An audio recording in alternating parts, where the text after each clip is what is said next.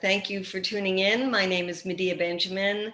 I'm the co-director of Code Pink and delighted to have with us Sina Toossi, who is the senior policy analyst for NIAC, the National Iranian-American Council. And we thought it was particularly important to check in with Sina about what's been going on in Iran recently and how this affects U.S.-Iranian policy. So thank you very much for joining us. Thanks for having me. Good to be here. As you well know, there have been some major explosions in Iran, including at the Natanz nuclear facility, also before that at a military facility. And I think even more recently, there have been some explosions at factories. What is happening? Yeah, so there's a string of very suspicious kind of incidents in Iran. So as you mentioned, they both happened at at a nuclear facility at Natanz last week, at this adjacent to a kind of military facility a couple of weeks ago, where we saw this kind of, authorities said this gas depot blew up. And according to satellite pictures, this was adjacent to kind of a facility that built fuel for missiles and Iran's ballistic missile program, although that's not entirely proven, but based off satellite pictures, that looks to be the case.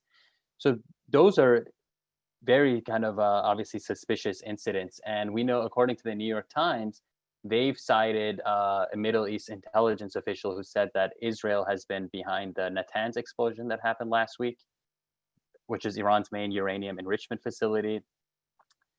And there's also been a history of sabotage against there in the past, which we can also talk about.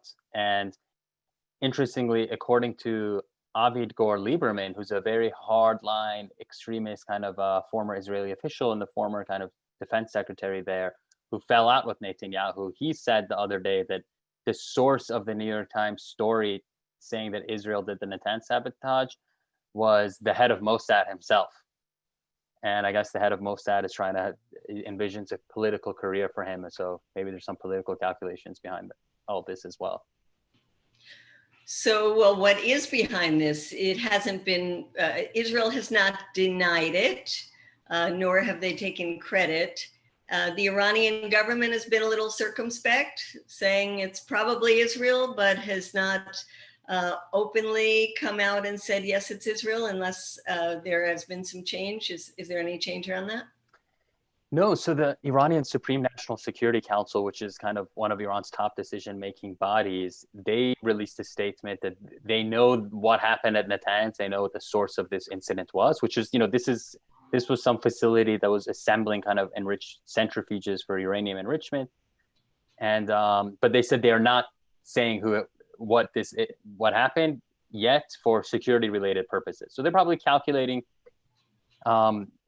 exactly what to do and what the ramifications could be, which leads me to what the rationale for Israel could be to do this, and why I think Iran is being kind of more cautious and kind of patient, is that, the Israelis, there's a lot of context here that's important. And the main context is that Israel, for years and years, for at least a decade, they've been trying to provoke some kind of conflagration with Iran, a war with Iran, a U.S. war with Iran, a war that they can drag the U.S. into against Iran.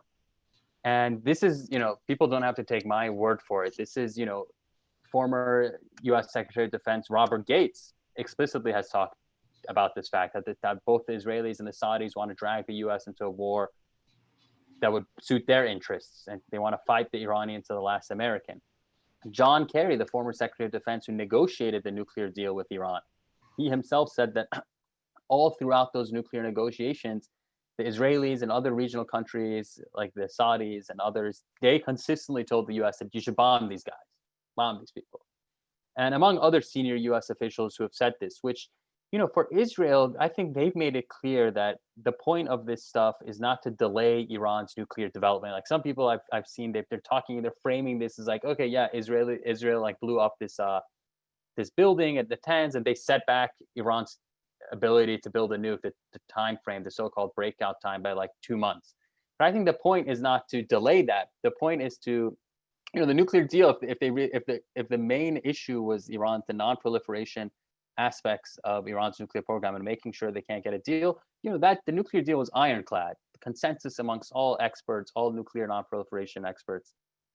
But the real, I think, aim is to there's a political aim domestically, I think we can talk about vis-a-vis annexation and how Iran is a distraction for the Israeli right. And I think that's important. But I think another chief aim for Israel and the Saudis is to keep the US in the region, keep them bogged down and paying the cost for containing Iran. If they can get a war, to get a war with Iran that keeps the US in the region and takes out this competitor and this large state that exists in the region, and kind of decisively change the balance of power in their favor. And I think those are very important calculations. And I think these next couple months, we can talk about it more, but it's going to be a very dangerous, sensitive period as the US election looms. Well, yeah, why don't we go there? We know that Donald Trump is behind in the polls these days with the increasing deaths for coronavirus and difficulties in opening up the economy. It's not looking good for him.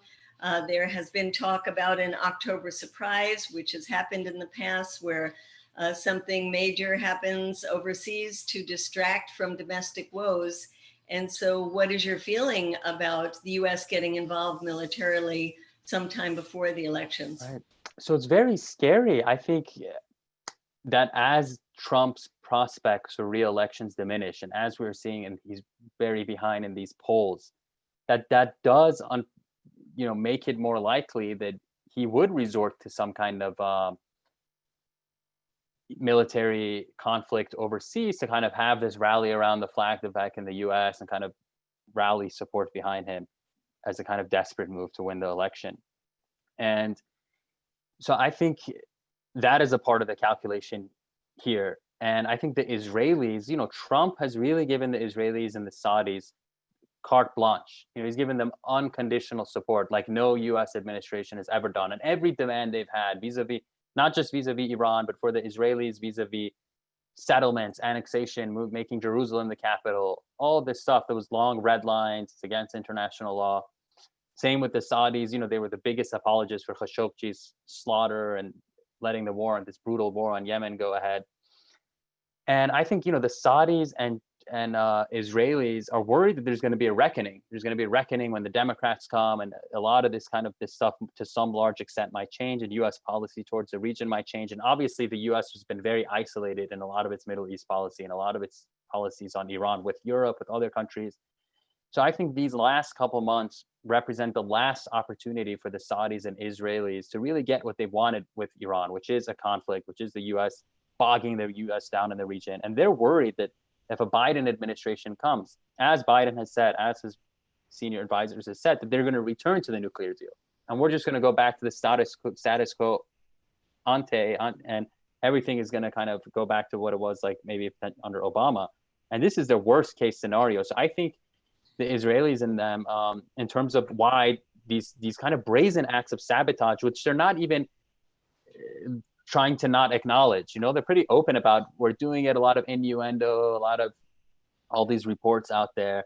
And I think this is to provoke the Iranians, into making some reaction, and then creating some conflict that would then bog down the US, that would bog down the Biden administration. Imagine if the US and Iran are at war by November, that it's not going to be easy for Biden to do a lot of de-escalation, and all that lift is going to be harder.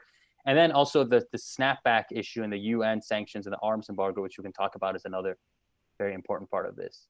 Well, so before we go there, a lot, of course, depends on how Iran reacts to these provocations.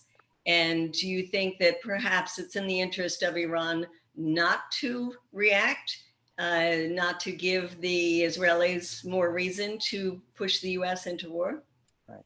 I think that Iranians, I think we can objectively say that they've exercised a lot of restraint these past couple of years for all the faults of the Iranian government, and it is a very kind of reactionary government, that in the face of the Trump administration's very open hostility and aggression towards Iran and these draconian sanctions and the assassination of Qasem Soleimani and pulling out of the nuclear deal, that for the first year that the US pulled out of the nuclear deal, Iran remained in the deal.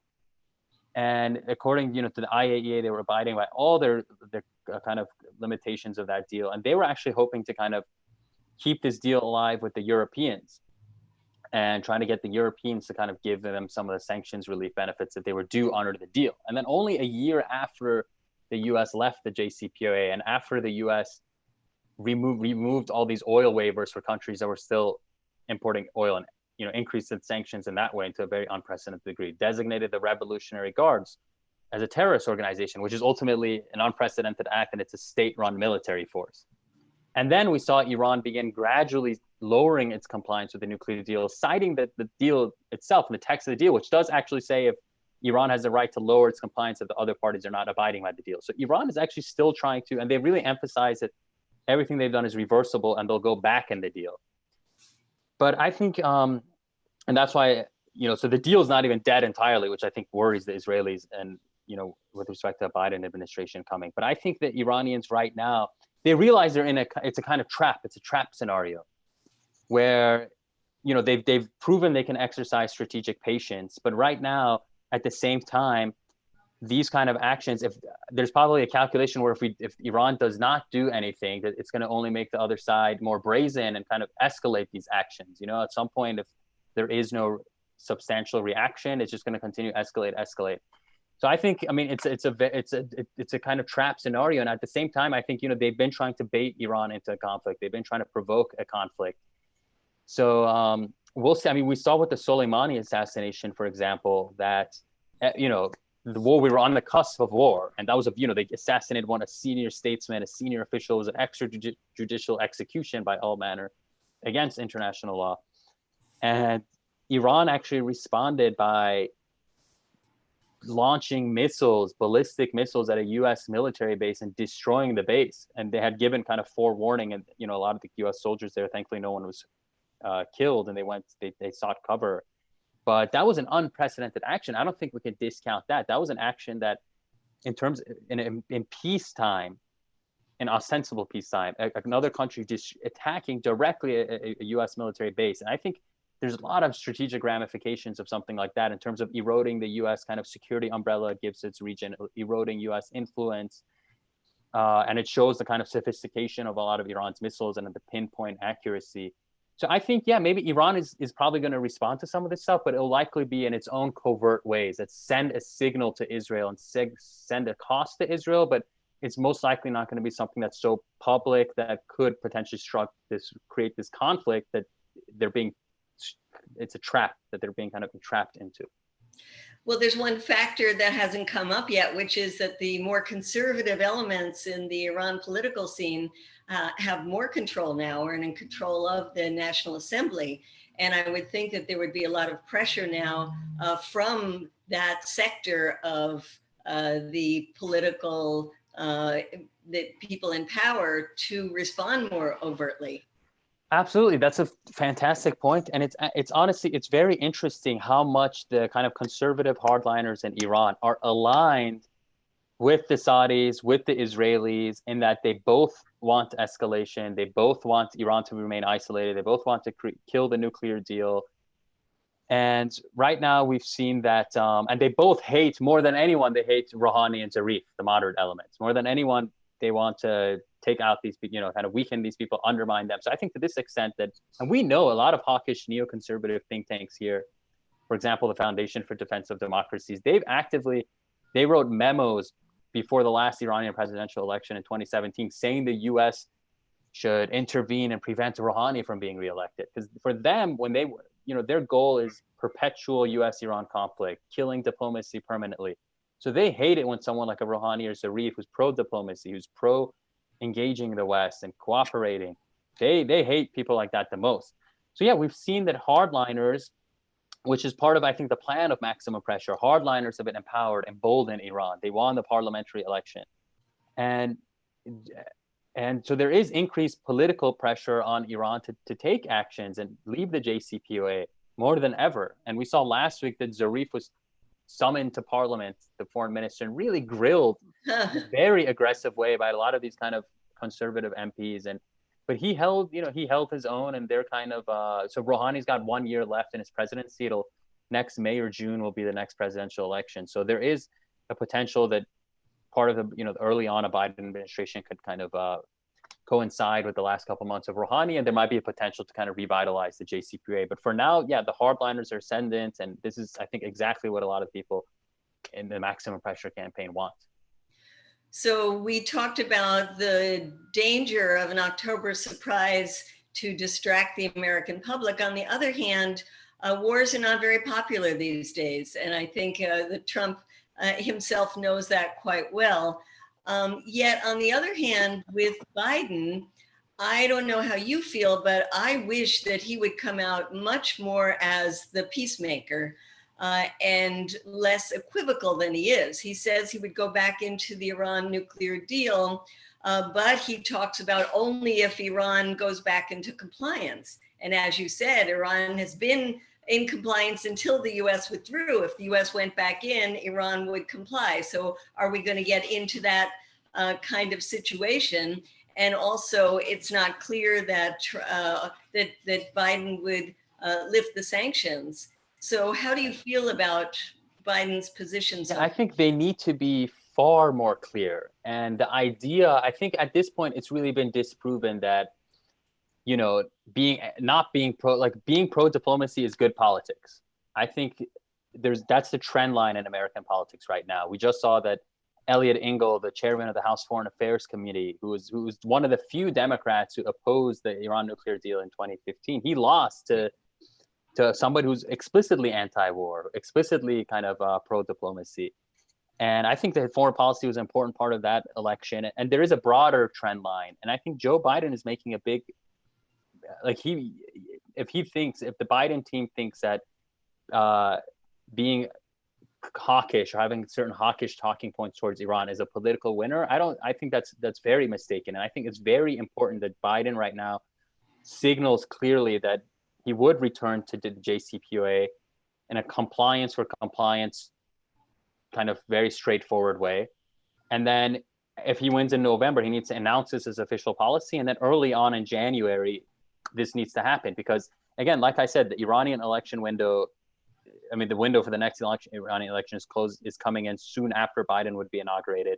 Hardliners might come in. A lot of potential spoilers might be active. And Biden, if he doesn't do this, he's going to be at the beginning of his presidency, he's going to have a major foreign policy crisis, in terms of it not making any political sense. Like, there's an easy fix. It's the deal that was working. And in terms of not wanting to go back in a straightforward way, this idea that the U.S. should use some of the leverage that, in terms of Trump's sanctions, which there's actually no additional leverage. The U.S. is isolated. The U.S. can regain its leverage if it goes back to the deal, reunites with its kind of European allies. And unless, Biden, I think if they don't do this, it's a mistake, and there'll be a major foreign policy crisis. The Iranian nuclear crisis, Iran by then may have escalated its nuclear program, may have left the deal, may have left the kind of NPT. And so that would be a major crisis that would hurt him politically. If they left the non-proliferation treaty, that would mean that they would kick out the inspectors, right? Yes, exactly. So we still have the inspectors there. The International Atomic Energy Agency inspectors are still on the ground. It's still very transparent. It's just that they kind of are stockpiling more enriched uranium and kind of enriching at slightly higher levels. But in terms of the transparency and the inspection regime, that's all still there as part of the deal. So the other issue that we have sort of skirted was the one about the sunsetting of the arms embargo, which happens in October. So if you could explain, why is that significant? Who is it to sell arms to Iran, and what's going to happen either at the Security Council or with Europeans on this? Right. So it's very significant. It's kind of complicated, so I hope the audience kind of bears with me. But basically, the Iran nuclear deal that was signed in 2015, it mandated that after 5 years, the UN arms embargo against Iran for conventional arms, for Iran being able to import and export conventional arms, this arms embargo would expire in 2020, this October. And that arms embargo was actually instituted in 2009 or 2010, during that era. And then, so Pompeo and the Trump administration are saying that we're not going to let this arms embargo expire. We're going to introduce a new resolution at the UN Security Council to renew this arms embargo indefinitely, even though there's no justification for it, and it goes against the nuclear deal. And But in reality, so this is a ruse really to reinstate all of the UN sanctions against Iran. So the important point here is that right now the sanctions against Iran, they're American sanctions. They're US secondary sanctions. America has basically said that any country that trades with Iran, we're going to sanction you, so you can't trade with Iran. So all these countries have had to choose between trading with the US and trading with Iran. And obviously, even though they oppose the US policy, they have a lot more to lose if they lose their trade with the US. So they've kind of abided by these sanctions. But still, some countries are trading with Iran, especially in the region. Iran has more flexibility because there are no United Nations sanctions. These sanctions are against actually the United Nations, the resolution that endorsed the nuclear deal, the illegal sanctions. So the US, to tighten pressure on Iran, and given how isolated they've been, they want to reimpose these UN sanctions. So Pompeo and them have said, they've cited this issue of the arms embargo that's expiring in accordance to the Iran nuclear deal. They're saying if this arms embargo if it's allowed to expire, or if China and Russia, for example, have vetoed the new resolution that the US puts forward to renew it, they're going to claim that they are a participant in the nuclear deal. And they're going to use this to be like, hey, because Iran is violating, we're going to snap back the snapback provision. So we're going to reinstate all these UN sanctions. So the outrageous, the beyond outrageous part is that the Iran nuclear deal, the UN Security Council resolution that endorsed it, it says that participants in the nuclear deal, it says the word participant, they can, if the other party, if Iran is not abiding by the deal, they can bring back all the UN sanctions, quote unquote, snap back. The US has obviously reneged on the nuclear deal for years. It's been violating it and all this stuff. But Pompeo and them have had the nerve to say that, no, we're still a participant and we're going to kind of try to invoke this snapback procedure. But this is going to be a very ugly fight at the UN Security Council. It's going to be opposed by all the other permanent members. And I think a real aim of this is to really weaken the Security Council overall. And this is in line with the kind of unilateralist vision that Pompeo and Trump have had for international relations, where they hate all these multilateral institutions like the UN, the WHO, the ICC, all these kind of treaties like the Paris Climate Accords. And they want to undo all this. And they are really these kind of brazen unilateralists and imperialists, really. And I think one of their aims is through this abusing the snapback procedure, and we'll have to see how that plays out, is to really weaken the United Nations as well. So who wants to sell arms to Iran? So I think China and Russia, for example, would be interested in. But the thing with Iran's conventional arms is that when it comes to conventional arms in the Middle East, the US is the biggest proliferator of weapons into this region. Tens of billions of dollars to the Persian Gulf, Arab countries, Saudi Arabia, and it's very destabilizing, pouring arms into this region. Iran conventionally is an extremely weak country, for all the attention it gets here. Very weak, the amount it spends on its military is not only dwarfed by Saudi Arabia, which is ultimately a far smaller population. It's dwarfed by the UAE, which has a native population of like 500,000 people. They spend way more on their military. So in terms of like this idea that with 80 million people. With 80 million people as the population of Iran. So this idea that if the conventional arms embargo of Iran is going to lift it, all of a sudden Iran is going to become like this military superpower and it's going to upset the regional balance of power. No, it's not going to make any tangible change. Iran's military doctrine isn't even centered on conventional, like in terms of like conventional arms and like tanks or all this stuff. It's basically missiles and being able to have deterrence through having precision missiles and kind of some operations in the Persian Gulf and kind of laying mines. And that's pretty much a lot of their military capabilities that are effective in deterrence. But in terms of Iran being this kind of offensive military power that has a massive military and all this massive stockpile of conventional arms. So I think, it's a red herring, this convention. And these are, again, people should not take my word for it. These, like a lot of kind of veteran US kind of former officials are making the case that the conventional arms embargo is not going to change the picture. And it's better to keep the nuclear deal involved, better to safeguard the UN Security Council. And then once the US returns to the deal and gains support of its European allies, then they can maybe discuss some of these other issues with Iran. But this idea that, that Russia and Iran is like it's been economically devastated by these sanctions. And either way, it doesn't really have the money to purchase vast amounts of arms. Well, which is what US administration people would say has been the success of these sanctions, that it doesn't give Iran the money it needs to fund Hezbollah or Hamas or its regional allies in Syria and in Iraq, but we also know it doesn't have the money it needs to help its citizens during this pandemic. And let's just recognize that this week, I think it was on Tuesday, Iran had the highest number of deaths from coronavirus that it has had, 200 in a day. And that although Joe Biden has said that he would lift the sanctions for humanitarian goods, what's more needed is to allow Iran to trade. I think I read that Iran's oil production is now the lowest it's been in 4 decades. It doesn't have anyone to sell to because of both the pandemic as well as the sanctions. But yeah, how have these sanctions affected the people?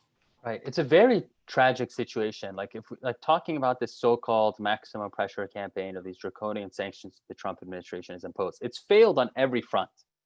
It has not actually weakened Iran's regional influence, its allies, Hezbollah, Houthis, it's kind of these allied militias in Iraq and elsewhere. They're actually sitting strong. Iran is ascendant in Syria, Hezbollah sitting firm.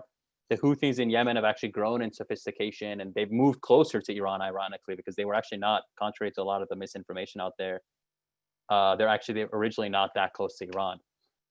And Iran obviously has not capitulated to all these kind of maximalist demands that Pompeo has put out there. The regime has not collapsed. There has not been any regime change, obviously.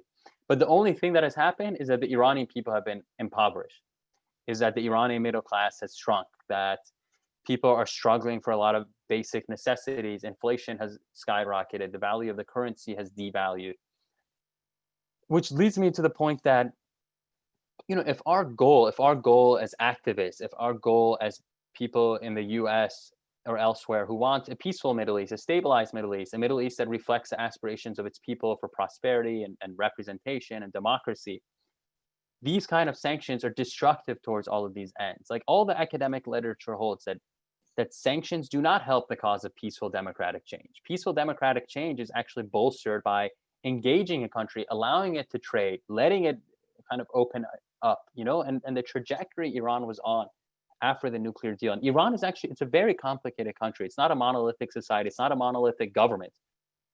Again, contrary to a lot of the conventional wisdom here, it's not a black and white situation. And after the nuclear deal, there was a lot of reason to be optimistic. A lot of trade was happening. The middle class was getting empowered. Things were opening up more. Civil society was empowered. There was more newspapers, more open kind of debate about issues. And that was a trajectory Iran could have gone in. But then instead, we pummeled it with sanctions, impoverishing the society, empowering the hardliners.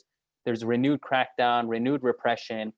And we're heading to a direction, the logical conclusion of these policies is chaos and disintegration of the country and civil war, which I think a lot of actually these various actors want all that stuff. They don't want a prosperous, democratic Iran. I do not think, I firmly believe that that's not what, for example, the Saudis or like the right wing that controls Israel. I think they view this as a strategic rival, a country of 80 million people that is always going to have a lot of influence in the region by nature of its size and its geography and its population and resources. And they want to kind of, I think, take it out. So as we wind up here, then, could you tell people about the initiatives for using the War Powers resolution to say that Donald Trump does not have the right to get involved militarily in Iran without congressional authority, and what else can people do?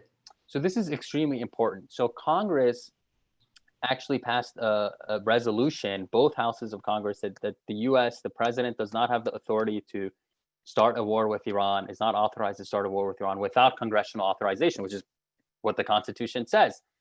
And Trump vetoed this. He vetoed this and just a couple months ago. And so right now there's a lot of effort still to kind of push this language through in a bill. So right now we're seeing that the National Defense Authorization Act, which is the Pentagon budget, is being debated on. So right now is a very important time to make sure in the form of an amendment, in the form of kind of language in an amendment or in the bill that it's explicitly said that this does not allow for, this is not authorized military force against Iran, that is not authorized. So, many, it's a bipartisan push. Many, even Republicans are on board on this, because this is obviously a constitutional, this is in the constitutional realm of the Congress that has a right to kind of authorize wars. And so I think right now is incredibly important for people, for grassroots organizers and activists to really kind of call their members of Congress and in the midst of these NDAA debates and really push for kind of these, supporting, emphasizing that there should be language that war on Iran is not authorized without congressional approval, that Trump cannot just start a war with Iran. And if there is the possibility of a Biden administration, are there things that people could be doing now to push the Democrats to have a better position on Iran? Yeah, I think when it comes to progressive foreign policy, progressive foreign policy advocates and advocacy organization have strengthened, and I think they're, supporting groups like Code Pink and kind of really in these kind of primary races that we're seeing coming up. I think a lot of kind of more establishment Democrats need to really understand that supporting progressive foreign policy and being against a lot of these wars, that these are political winners. And I think to this extent, people should call their members of Congress and should make clear that their voice is heard. So because, a lot of the hawkish groups in these debates, they have a lot of money, they have a lot of resources, and they're very organized. And they're they don't represent a lot of people, but they're very organized and they're very well funded.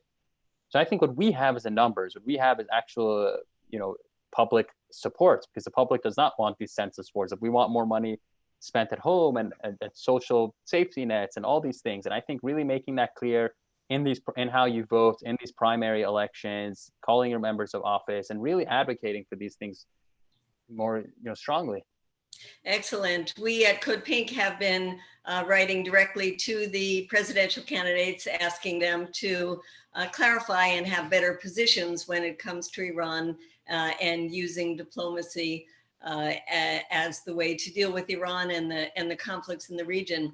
So I want to thank you for taking the time to be with us. I want to encourage people to be supporters of NIAC, the National Iranian-American Council. You can understand from this short webinar today how important your analysis is for informing us. We always look towards NIAC to want to know what's the best position, how to understand what's happening in Iran.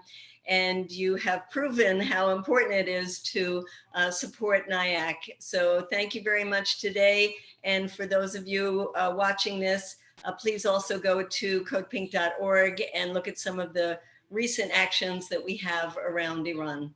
Thank you very much. Have a good rest. Thanks a lot. Appreciate it.